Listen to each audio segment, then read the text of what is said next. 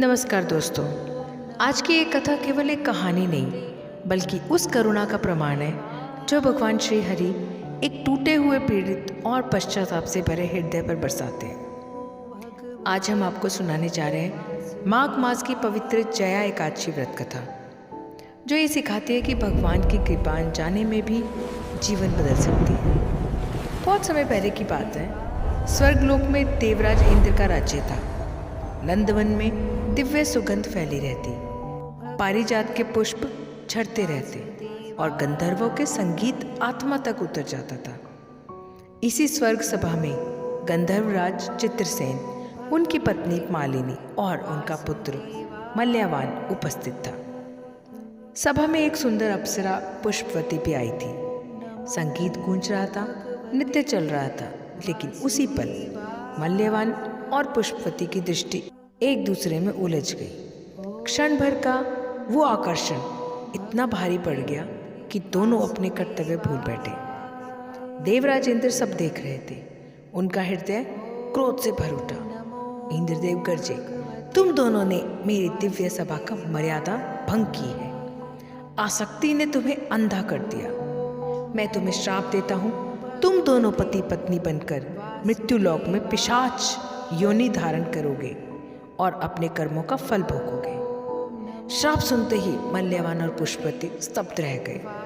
आंखों से आंसू बहने लगे। क्षण भर में स्वर्ग का वैभव छिन गया और वो हिमालय की बर्फीली चोटियों पर अकेले छोड़ दिए गए। चारों ओर सन्नाटा था, न अन्न न जल, केवल ठंडी हवाएं जो हड्डियों तक चीर देती थी। भूख से तड़पते, ठंड से कांपते हुए उन्होंने एक अंधेरी गुफा में शरण ली। एक रात मल्यवान की आवाज़ कांप उठी, प्रिय, न जाने हमने कौन सा पाप किया कि आज ये भयावह जीवन मिला। पुष्पवती कुछ न बोल सकी। उसकी आंखों से बस आंसू बहते रहे। उस रात ठंड इतनी भयानक थी कि उन्हें नींद नहीं आई। पूरी रात दोनों जागते रहे, भूखे प्यासे और मन ही मन भगवान श्री हरि को स्मरण करते हैं। उन्हें पता भी नहीं था कि वो दिन जया एकादशी का पावन दिन था। भोर होते ही एक अद्भुत प्रकाश फैला। उनका पिशाच शरीर क्षण में नष्ट हो गया और वो दिव्य तेजस्वी रूप में प्रकट हुए। आकाश से एक दिव्य विमान उतरा और उन्हें पुनः स्वर्ग ले गया। इंद्रदेव ये दृश्य देखकर आश्चर्यचकित रह गए। उन्होंने पूछा, तुम्हें मेरे श्राप से मुक्ति कैसे मिली?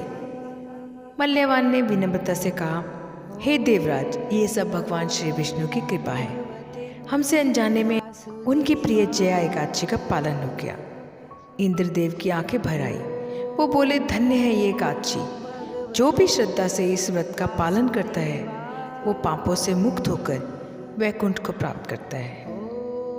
तो दोस्तों, यदि जीवन में अंधकार छा जाए, गलतियां हो जाए, तो निराश ना हो। जया एकादशी ये सिखाती है कि भगवान की कृपा एक रात में भी जीवन बदल सकती है।